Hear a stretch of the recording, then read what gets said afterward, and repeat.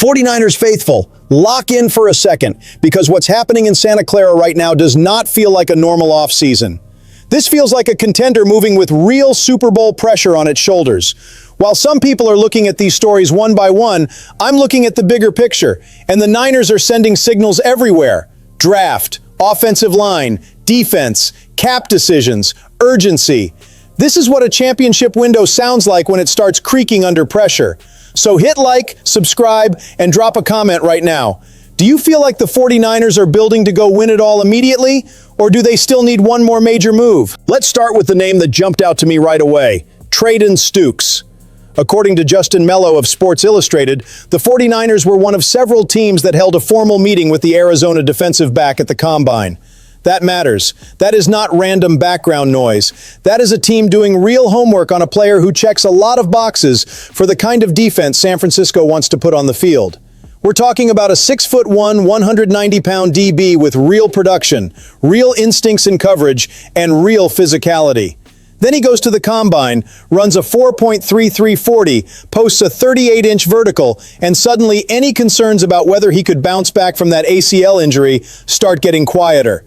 That is how you make people pay attention. And here's where it gets interesting. Some projections have him as a day 2 guy. Others think he could slip into early day 3. For the 49ers, that matters because they only have one day 2 pick, but they've got multiple 4th rounders. So now the question becomes, are the Niners just doing due diligence, or are they looking at a real value target who fits their identity? Because let's be honest, if you're trying to stay on top of the NFC, you cannot afford a defense that gets slower, softer, or thinner. You need speed, you need energy, you need competition.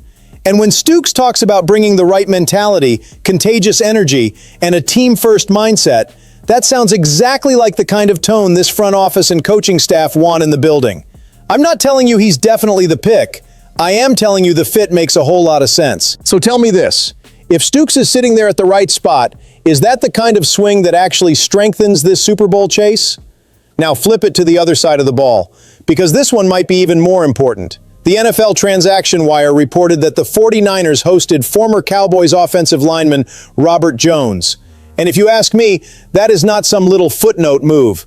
That is a flashing light. That is a front office telling you, without saying it out loud, that left guard is still very much unsettled. Jones has real NFL experience. He played left guard for Miami in 2024. He's appeared in 49 games with 30 starts in his career. And he brings size at 6'4", 322 pounds.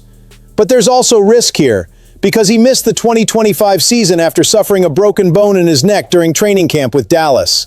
So yes, there's experience. Yes, there's positional value.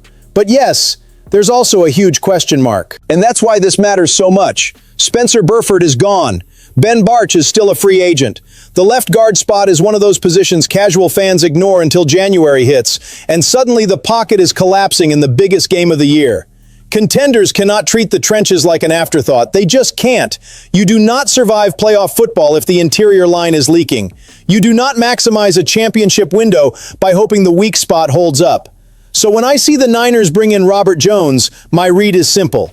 They are searching for reliability, depth, and competition right now. Maybe he's not the final answer. Maybe he's just insurance. Maybe he's a camp battle guy. But the key point is, this team clearly knows it cannot mess around in the middle of the offensive line if it's serious about making another run. So let me ask you, would you bring in Robert Jones as a depth and competition play? Or do the Niners need something bigger and safer up front? And then we get to the story that really raises the temperature. Trent Williams. This is where the whole conversation shifts, because now we're not talking about a prospect or a depth piece or a maybe. We're talking about one of the pillars of the franchise, one of the faces of the team's physical identity, one of the guys who defines what 49ers football is supposed to look like. And right now, the word hanging over this situation is deadlock. According to Jason La Canfora, the 49ers and Trent Williams are nowhere close to a deal. Not close. Not almost there. Not inching forward. Nowhere close. And unless San Francisco makes a major move, this thing may not budge. Here's the backdrop. The 49ers want to lower his 2026 cap hit. Trent Williams wants guaranteed money, and he reportedly knows there would be a strong market for him if he ever hit free agency or became available via trade. The team also declined a $10 million option bonus that was due on Friday, March 20th, which avoided pushing his 2026 cap hit even higher, but also kept the renegotiation door wide open. That's the fact pattern. Now here comes the part that should have every Niners fan paying attention. When a contender gets into a financial standoff with a player like Trent Williams, this is not just bookkeeping. This is not just spreadsheet football. This is culture. This is leadership. This is protection. This is identity. This is the front office deciding how aggressively it wants to defend the championship window. Look, I get it. Trent's going to be 38. The cap matters. The future matters. Nobody is saying the 49ers should blindly hand out whatever contract gets thrown on the table. But let me ask the real question. Are you trying to save money, or are you trying to win a Super Bowl? Because those two things do not always line up perfectly in a title window. And if this thing drags out, the damage goes beyond one contract. It starts sending a message through the building. That's why this can't be treated like routine business. This is one of the foundation pieces. And if the foundation is shaking, everybody feels it. So be real with me. Would you push to get this done as fast as possible, even if it hurts financially? Or do you think the Niners are right to dig in? And finally, let's talk draft philosophy, because this is where contender logic gets tested.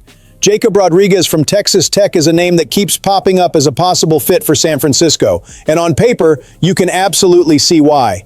He's instinctive, productive, plays with his hair on fire, runs sideline to sideline, and still might have untapped upside because he hasn't even been playing linebacker that long after switching from offense in college. That is intriguing. That is the kind of profile that makes defensive coaches start dreaming.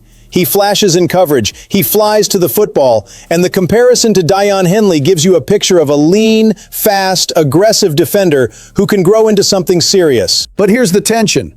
He's not a flawless prospect. There are concerns that he can gamble too much, get caught out of position in coverage, and struggle when bigger linemen get their hands on him. And the bigger issue for the 49ers is value. He's projected around the 44th pick, which means this would likely cost San Francisco its second rounder. That is not a casual investment.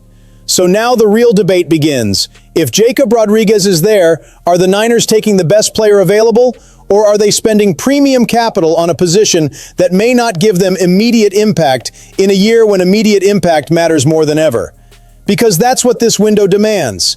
If he comes in behind Dre Greenlaw and needs time, is that the best use of a high pick for a team trying to win right now? Or is that exactly how you protect the future before it sneaks up on you? That's why this is such a great argument. One side says you take the talent, trust the upside, and keep feeding the defense with fast, versatile athletes. The other side says this roster has more urgent needs, and a contender can't afford to use a premium pick on a luxury. Both arguments are legit. Both arguments have teeth. So I want to hear it straight from you. If Jacob Rodriguez is on the board in the second round, are you taking the upside? Or are you prioritizing a more urgent need for a team with Super Bowl expectations right now? When you step back and look at all of this together, the message feels obvious to me. The 49ers are moving like a franchise that knows the pressure has gone up. They're scouting explosive defensive talent. They're poking around the offensive line.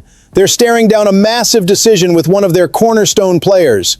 They're weighing long-term upside against win-now urgency in the draft. None of this feels random. None of this feels accidental. The only question is whether these moves turn into the fine-tuning of a team ready to go chase a title, or whether there's still one huge move missing before this offseason really hits another level. So sound off in the comments right now, share this with another 49ers fan, and tell me which of these stories fires you up the most and which one worries you the most. Because make no mistake, the race for a championship in Santa Clara is already underway, and every single move from here on out is going to feel massive.